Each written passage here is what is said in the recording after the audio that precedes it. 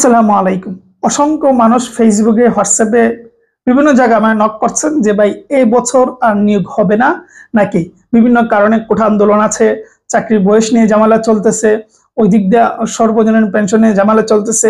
এতগুলো ঝামেলার ভেতরে এবছর হয়তো আর নিয়োগ হবে না বিভিন্ন জায়গায় শোনা যাচ্ছে। মানে এটা একটা ফালতু কথা।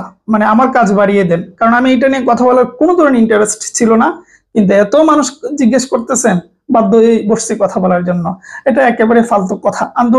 আন্দোলনের জায়গায় থাকবে, সবকিছু স্বাভাবিক গতিতে চলবে। আচ্ছা, নিয়োগ যদি না আসে সেটা অন্য জিনিস, সাধারণ স্বাভাবিক কারণে না আসতে পারে, কিন্তু এইসব কারণে আসবে না, এটা ফালতু কথা। আর এর থেকে বড় কথা আমার মনে হয় নিয়োগ না আসার কোনো কারণ নেই। সামনে জুন জুলাই তো চলতেছে, জুলাই আগস্টে কিছু ধামাকা নিয়োগ পাবেন বলে, মানে এগুলো নিয়ে আর কথা বলি না, কারণ এর আগে বহুবার বলছি একই কথা চর্বিত চর্বণ করে লাভ নেই। তবে এইটুকু বলবো, যারা আমার নক করতেছেন হতাশ হবেন না, নিয়োগ আসবে। এই জুলাই আগস্টের পরে এর ভেতরে দেখবেন ভালো ভালো কিছু। অলরেডি তো কয়েকটা নিয়োগ চলতেছে, রেলের নিয়োগ চলতেছে, তারপরে ধরুন ইউনিয়ন সমাজকর্মী, এগুলো তো ভালো। তারপর এই যে গত 4 তারিখে অবশ্যই অ্যাপ্লাই শেষ হয়ে গিয়েছে বিনিয়োগ বোর্ডের, কত অসাধারণ নিয়োগ।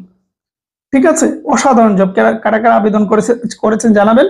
তো অসাধারণ নিয়োগ তো চলতে আছে। হ্যাঁ, ওইটা হয়তো বিরাট আকারের যেগুলো আমরা নিয়োগ মনে করি, দুদক বলেন, মাদক বলেন, এনএসআই বলেন, ওগুলো হয়তো আসে নাই, কিন্তু আমরা আশাবাদী। সুতরাং কেউ মনে একবারও জায়গা দেবেন না যে এবছর নিয়োগ আসবে না। ঠিক আছে, এইটুকু অনুরোধ থাকবে। সবার আগে পড়াশোনা করেন, ইনশাল্লাহ ইনশাল্লাহ নিয়োগ পাবে। ঠিক আছে, এই হলো বিষয়। ভালো থাকবেন, সুস্থ থাকবেন।